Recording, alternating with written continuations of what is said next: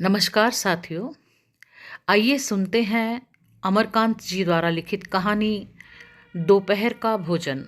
सिद्धेश्वरी ने खाना बनाने के बाद चूल्हे को बुझा दिया और दोनों घुटनों के बीच सिर रखकर शायद पैर की उंगलियां या ज़मीन पर चलते चींटे चींटियों को देखने लगी।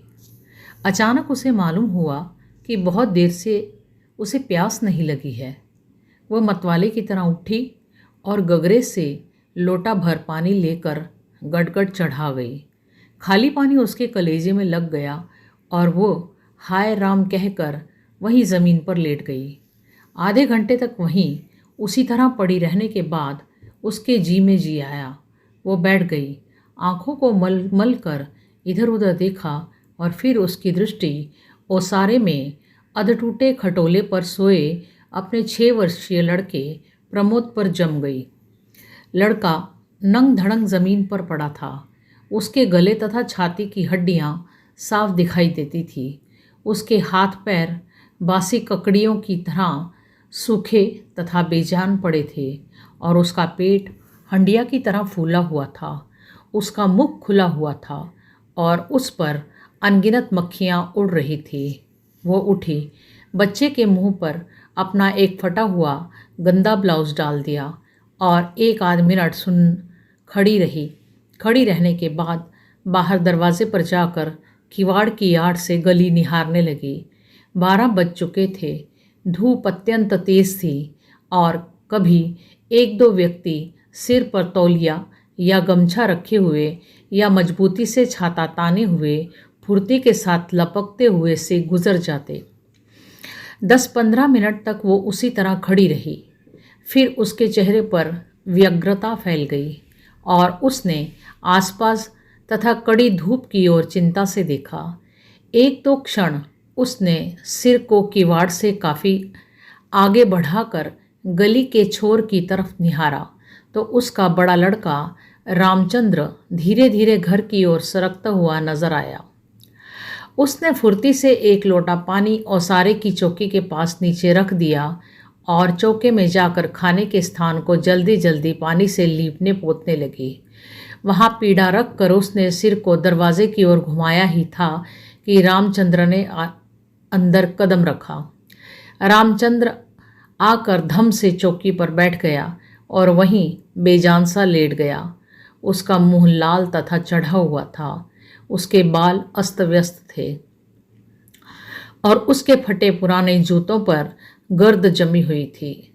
सिद्धेश्वरी की पहले हिम्मत नहीं हुई कि वो उसके पास आए और वहीं से वह भयभीत हिरनी की भांति सिर उचका घुमाकर बेटे को व्यग्रता से निहारती रही। किंतु लगभग 10 मिनट बीतने के बाद भी जब रामचंद्र नहीं उठा तो वो घबरा गई। पास जाकर पुकारा, बड़कू बड़कू, लेकिन उसने कुछ उत्तर न देने पर डर गई और लड़के की नाक के पास हाथ रख दिया। सांस ठीक से चल रही थी। फिर सिर पर हाथ रखकर देखा, बुखार नहीं था। हाथ के स्पर्श से रामचंद्र ने आंखें खोली। पहले उसने माँ की ओर सुस्त नज़रों से देखा, फिर झट से उठ बैठा।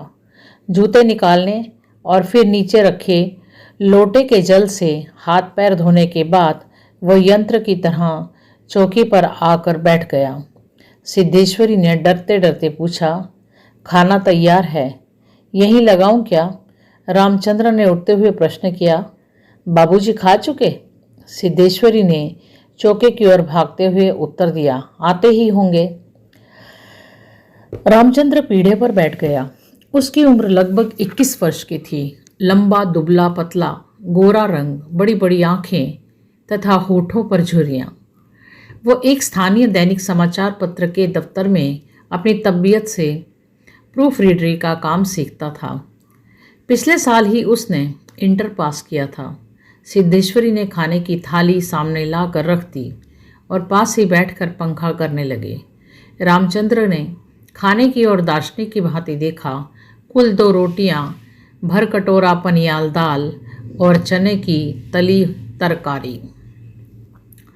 रामचंद्र ने रोटी के प्रथम टुकड़े को निगलते हुए पूछा, मोहन कहाँ है? बड़ी कड़ी धूप हो रही है। मोहन सिद्धेश्वरी का मंझला लड़का था। उम्र 18 वर्ष की थी और वह इस साल हाई स्कूल का प्राइवेट इम्तिहान देने की तैयारी कर रहा था। वह न मालूम कब से घर से गायब था और सिद्धेश्वरी को स्वयं पता नहीं था कि वो कहाँ गया है। किंतु सच बोलने की उसकी तबीयत नहीं हुई और झूठ मूठ उसने कहा, किसी लड़के के यहाँ पढ़ने गया है, आता ही होगा। दिमाग उसका बड़ा तेज़ है और उसकी तबीयत 24 घंटे पढ़ने में ही लगी रहती है, हमेशा उसी की बात करता रहता है। रामचंद्र ने कुछ नहीं कहा। एक टुकड़ा मुंह में रख कर भरा गिलास पानी पी गया, फिर खाने लग गया। वो काफ़ी छोटे छोटे टुकड़े तोड़कर धीरे धीरे चबा रहा था। सिद्धेश्वरी भय तथा आतंक से अपने बेटे को एकटक निहार रही थी। कुछ क्षण बीतने के बाद डरते डरते उसने पूछा, वहाँ कुछ हुआ क्या? रामचंद्र ने बड़ी भावहीन आंखों से माँ को देखा और फिर नीचा सिर कर कुछ रुखाई से कहा, समय आने पर सब ठीक हो जाएगा। सिद्धेश्वरी चुप रही। धूप और तेज होती जा रही थी। छोटे आंगन के ऊपर आसमान में बादल के एक दो टुकड़े पाल के नाव की तरह तैर रहे थे। बाहर की गली से गुजरते हुए एक खड़खड़िया इक्के की आवाज़ आ रही थी और खटोले पर सोए हुए बालक की सांस का खर्र खर्र शब्द सुनाई दे रहा था। रामचंद्र ने अचानक चुप्पी को भंग करते हुए पूछा, प्रमोद खा चुका? सिद्धेश्वरी ने प्रमोद की ओर देखते हुए उदास स्वर में उत्तर दिया, हाँ खा चुका। रोया तो नहीं था? सिद्धेश्वरी फिर झूठ बोल गई। आज तो सचमुच नहीं रोया, वो बड़ा ही होशियार हो गया है। कहता था बड़का भैया के यहाँ जाऊंगा, ऐसा लड़का। पर वो आगे कुछ न बोल सकी, जैसे उसके गले में कुछ अटक गया। कल प्रमोद ने रेवड़ी खाने की जिद पकड़ ली थी और उसके लिए 1.5 घंटे तक रोने के बाद सोया था। रामचंद्र ने कुछ आश्चर्य के साथ अपनी माँ की ओर देखा और फिर सिर नीचा करके कुछ तेजी से खाने लगा। थाली में जब रोटी का केवल एक टुकड़ा शेष रह गया तो सिद्धेश्वरी ने उठने का उपक्रम करते हुए प्रश्न किया, एक रोटी और लाती हूँ। रामचंद्र हाथ से मना करते हुए हड़बड़ाकर बोला, नहीं नहीं, ज़रा भी नहीं, मेरा पेट पहले ही भर चुका है, मैं तो ये भी छोड़ने वाला हूँ, बस अब नहीं। सिद्धेश्वर ने जिद की। अच्छा आधी ही सही। रामचंद्र बिगड़ उठा। अधिक खिलाकर बीमार कर डालने की तबीयत है क्या? तुम लोग ज़रा भी नहीं सोचती हो, बस अपनी जिद। भूखी रहती तो क्या नहीं ले भूख रहती तो क्या नहीं ले लेता। सिद्धेश्वरी जहाँ की तहाँ बैठी ही रह गई। रामचंद्र ने थाली में बचे हुए टुकड़े से हाथ खींच लिया और लोटे की ओर देखते हुए कहा, पानी लाओ। सिद्धेश्वरी लोटा लेकर पानी लेने चली गई।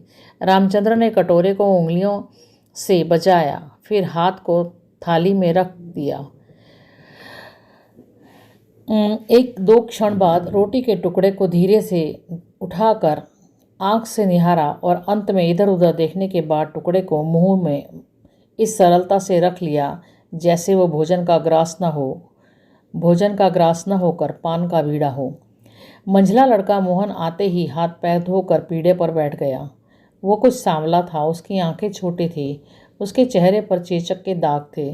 वो अपने भाई की ही तरह दुबला पतला था, किंतु उतना लंबा न था। वह उम्र की अपेक्षा कहीं अधिक गंभीर और उदास दिखाई पड़ रहा था। सिद्धेश्वर ने उसके सामने थाली रखते हुए प्रश्न किया, कहाँ रह गए थे बेटा? भैया पूछ रहा था। मोहन ने रोटी के एक बड़े ग्रास को निगलने की कोशिश करते हुए अस्वाभाविक मोटे स्वर में जवाब दिया, कहीं तो नहीं गया था, यहीं पर था। सिद्धेश्वरी वहीं बैठकर पंखा डुलाती हुई इस तरह बोली जैसे स्वप्न में बड़बड़ा रही हो। बड़का तुम्हारी बड़ी तारीफ कर रहा था, कह रहा था मोहन बड़ा दिमागी होगा, उसकी तबीयत 24 घंटे पढ़ने में ही लगी रहती है। ये कहकर उसने अपने मंझले लड़के की ओर इस तरह देखा जैसे उसने कोई चोरी की हो। मोहन अपनी माँ की ओर देखकर फीकी हंसी हंस पड़ा और फिर खाने में जुट गया। वो परोसी गई 2 रोटियों में से एक रोटी कटोरे में 3/4 दाल तथा अधिकांश तरकारी साफ कर चुका था। सिद्धेश्वरी के समझ में नहीं आया कि वह क्या करे। इन दोनों लड़कों से उसे बहुत डर लगता था। अचानक उसकी आंखें भर आई। वो दूसरी ओर देखने लगी। थोड़ी देर बाद उसने मोहन की ओर मुंह फेरा तो लड़का लगभग खाना समाप्त कर चुका था। सिद्धेश्वरी ने चौंकते हुए पूछा, एक रोटी और देती हूँ। मोहन ने रसोई की ओर रहस्यमय नेत्रों से देखा, फिर सुस्त स्वर में बोला, नहीं। सिद्धेश्वरी ने गिड़गिड़ाते हुए कहा, नहीं बेटा, मेरी कसम, थोड़ी ही ले लो। तुम्हारे भैया ने एक रोटी ली थी। मोहन ने अपनी माँ की ओर गौर से देखा, फिर धीरे धीरे इस तरह उत्तर दिया जैसे कोई शिक्षक अपने शिष्य को समझाता है, नहीं रे, बस। अव्वल तो अब भूख नहीं है, फिर रोटियां तूने ऐसी बनाई हैं कि खाई नहीं जाती, न मालूम कैसी लग रही हैं। खैर, अगर तू चाहती है तो कटोरे में थोड़ी दाल दे दे, दाल बड़ी अच्छी बनी है। सिद्धेश्वर से कुछ कहते न बना और उसने कटोरे को दाल से भर लिया। मोहन कटोरे को मुंह लगाकर सुड़-सुड़ कर पी रहा था कि मुंशी चंद्रिका प्रसाद जूतों को खसखस घसीटते हुए आए और राम का नाम लेकर चौकी पर बैठ गए। सिद्धेश्वरी ने माथे पर साड़ी को कुछ नीचे खिसका लिया और मोहन दाल को एक सांस में पीकर तथा पानी के लोटे को हाथ में लेकर तेजी से बाहर चला गया। 2 रोटियां, कटोरा भर दाल, चने की तली तरकारी। मुंशी चंद्रिका प्रसाद पीढ़े पर पालथी मार कर बैठे रोटी के एक एक ग्रास को इस तरह चुभला चबा रहे थे जैसे बूढ़ी गाय जुगाली करती है। उम्र 45 वर्ष के लगभग थी, किंतु 50-55 के लगते थे। शरीर का चमड़ा झूलने लगा था। गंजी खोपड़ी आईने की भांति चमक रही थी। गंदी धोती के ऊपर अपेक्षाकृत कुछ साफ बनियान तार तार लटक रही थी। मुंशी जी ने कटोरे को हाथ में लेकर दाल को थोड़ा सुड़कते हुए पूछा, बड़का दिखाई नहीं दे रहा। सिद्धेश्वरी के समझ में नहीं आ रहा था कि उसके दिल में क्या हो गया है, जैसे कुछ काट रहा हो। पंखे को ज़रा और ज़ोर से घुमाती हुई बोली, अभी अभी खाकर काम पर गया है, कह रहा था कुछ दिनों में नौकरी लग जाएगी। हमेशा बाबूजी बाबूजी किए रहता है। बोला, बाबूजी तो देवता के समान है। मुंशी जी के चेहरे पर कुछ चमक आई। शर्माते हुए पूछा, हैं, क्या कहता था कि बाबूजी देवता समान है? बड़ा पागल है। सिद्धेश्वरी पर जैसे नशा चढ़ गया था। उन्माद की रोगिणी की भांति बड़बड़ाने लगी, पागल नहीं है, बड़ा होशियार है। उस जमाने का कोई महात्मा है। मोहन तो उसकी बड़ी इज्जत करता है। आज कह रहा था कि भैया की शहर में बड़ी इज्जत होती है, पढ़ने लिखने वालों में बड़ा आदर होता है और बड़का तो छोटे भाइयों पर जान देता है। दुनिया में वो सब कुछ सह सकता है, पर ये नहीं देख सकता कि उसके प्रमोद को कुछ हो जाए। मुंशी जी दाल लगे हाथ को चाट रहे थे। उन्होंने सामने की ताक की ओर देखते हुए हंसकर पूछा,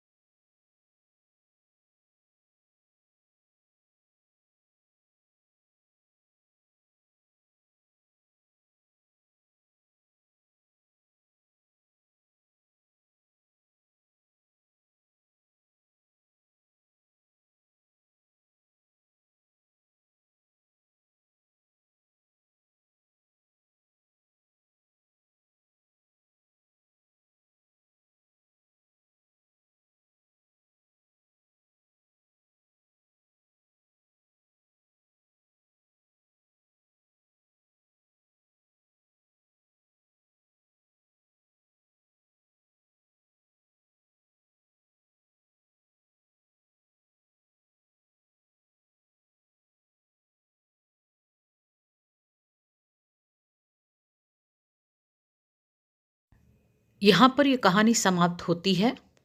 मिलते हैं एक नई वीडियो में नई कहानी के साथ। तब तक के लिए नमस्कार।